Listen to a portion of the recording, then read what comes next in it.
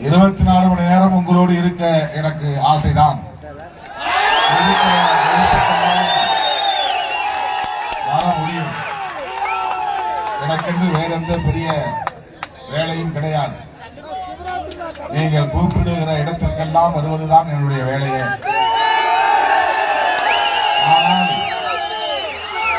ஆனால் ஒரு கட்டுப்பாடு தேவை, ஒரு ஒழுங்கு தேவை.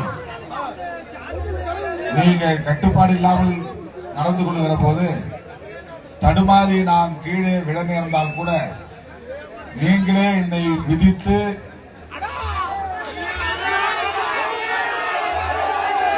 உங்கள் கால்களாலே என்னை விதித்து எனக்கும் முடிவை தேடக்கூடிய நிலை வந்துவிடும். அப்படி ஒரு வெறித்தனமாக தோழர்கள் நடந்து கொள்வது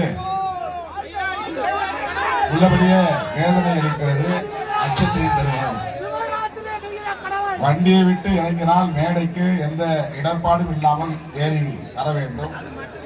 பிறகு வண்டியிலே பாதுகாப்பாக போய் சேர வேண்டும் என்று நீங்கள் முதலில் நினைக்க வேண்டும். இந்த இடத்துல வந்து வண்டியிலிருந்து என்னால மேடைக்கு ஏற முடியவில்லை. அமைதியாக பேசுறதை கேளுங்க, பேசுறதை கேளுங்க, அது பேசுறத கூச்சல் எழுப்பக்கூடாது.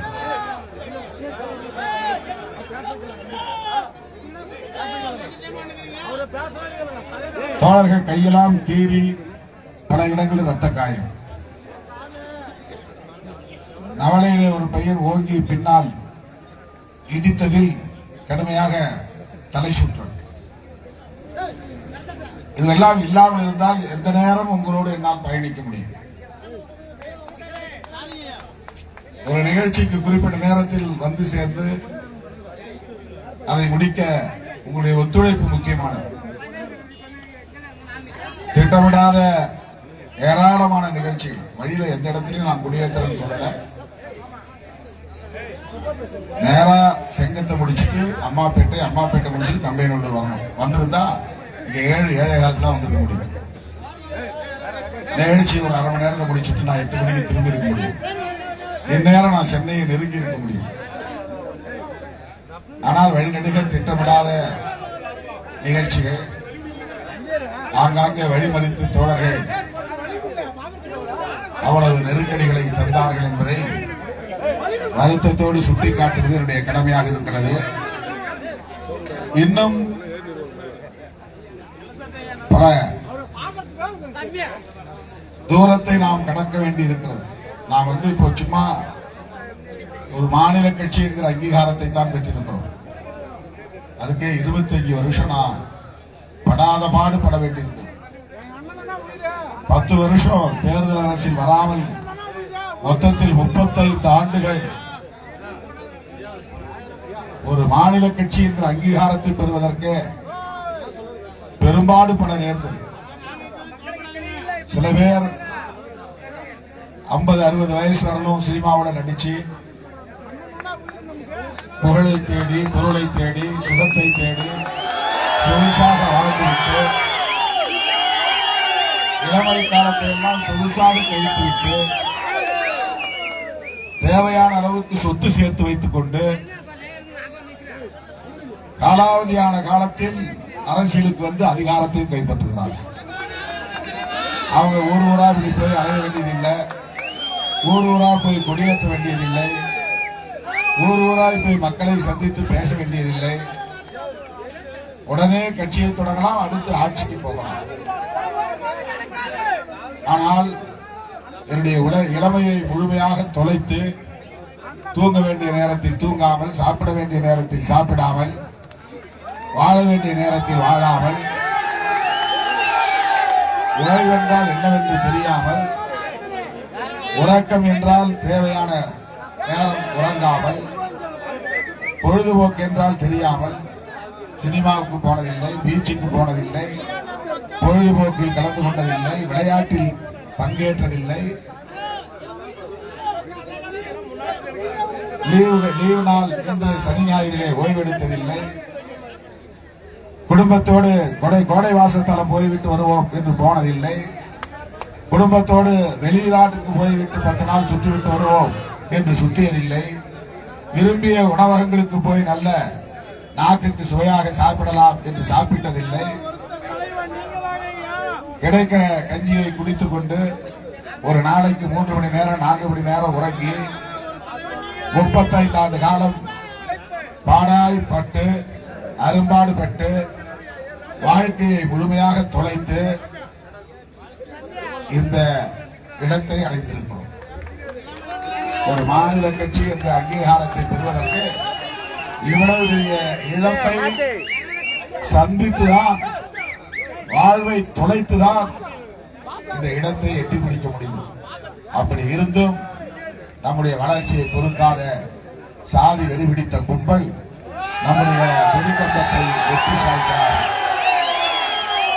மத வெறி பிடித்த கும்பல் நமக்கு எதிரான அவதூறுகளை தொடர்ந்து பரப்பிக் கொண்டிருக்கிறார்கள். புரட்சியாளர் அம்பேத்கர், தந்தை பெரியார், ஆகிய மாமனிதர்களின் கொள்கையிலே எனக்கு ஒரு தெளிவு இருக்கிறது. அந்த கொள்கைகளை பரப்புவதிலே எனக்கு ஒரு துணிவு இருக்கிறது. அந்த கொள்கைகளில் எனக்கு தீவிரமான பிடிப்பு இருக்கிறது. அதனால் எந்த கொம்பனாலும் என்னை விலைக்கு வாங்க முடியாது.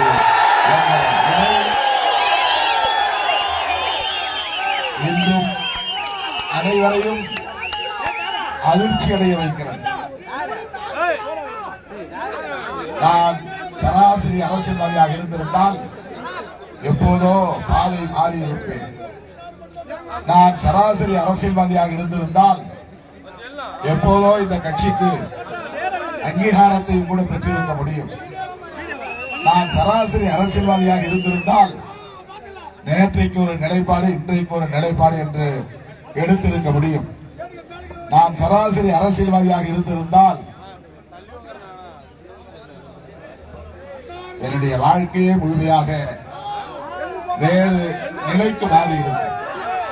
ஆனால் நான் 1990 இயக்கத்தின் தலைமை பொறுப்பை ஏற்ற போது என்ன மனநிலையில் இருந்தேனோ,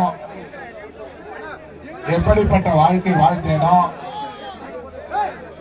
அதே இன்றைக்கு 35 ஆண்டுகளுக்கு பிறகும் நான் பின்பற்றுகிறேன்.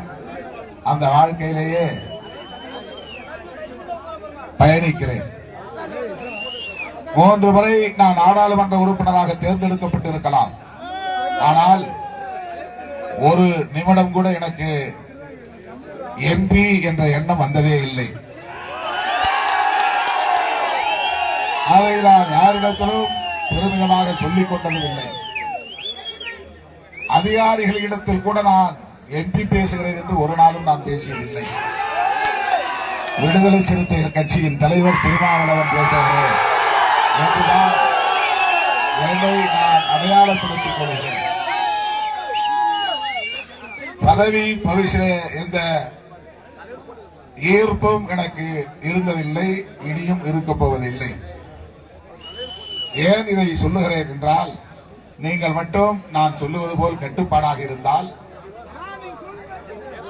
ஒழுங்கை கடைபிடிக்கக்கூடியவர்களாக இருந்தால், நான் விரல் நீட்டுகிற திசை நோக்கி ஒற்றுமையாக நீங்கள் செயல்படக்கூடிய நிலை இருந்தால் கோட்டையில் சிறுத்தைகளின் கொடியை பறக்க வைக்க முடியும். என்னால் ஓங்கி சொல்ல முடியும், என்னால் உரத்து சொல்ல முடியும். சில பேர் கேட்கிறார்கள், எவனோ திடீர் திடீர் என்று கட்சி தொடங்குகிறவன் எல்லாம் நான் தான் முதலமைச்சர் என்று பெருமையாக சொல்லிக் கொள்கிறார்கள். நீங்கள் ஏன் சொல்ல தயங்குகிறீர்கள்? உங்களுக்கு என்ன தயக்கம்? ஏன் அப்படி சொல்ல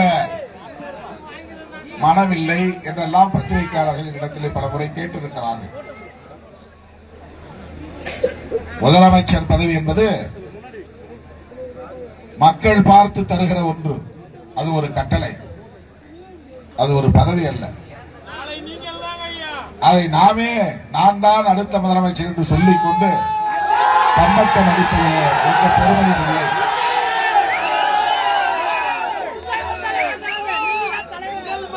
நம்முடைய மகத்தான தலைவர் புரட்சியாளர் அம்பேத்கர் அவர்கள் சமூக மாற்றத்தை ஏற்படுத்துவதற்காகத்தான் பொது வாழ்க்கையில் ஈடுபட்டார். அதற்கு அரசியல் அதிகாரமும் நமக்கு பயன்படும் தேவை என்று நம்பினார். அவருடைய வழியிலே உறுதியாக செயல்படக்கூடிய ஒரு இயக்கமாக இந்த இயக்கத்தை நான் வடிவமைத்திருக்கிறேன், வளர்த்தெடுத்திருக்கிறேன் என்பதிலே எனக்கு ஒரு பெருமை உண்டு, எனக்கு மகிழ்ச்சி உண்டு. விடுதலை சிறுத்தைகள் இல்லாமல் தமிழ்நாட்டு அரசியல் யாராலும் காய் நகர்த்த முடியாது.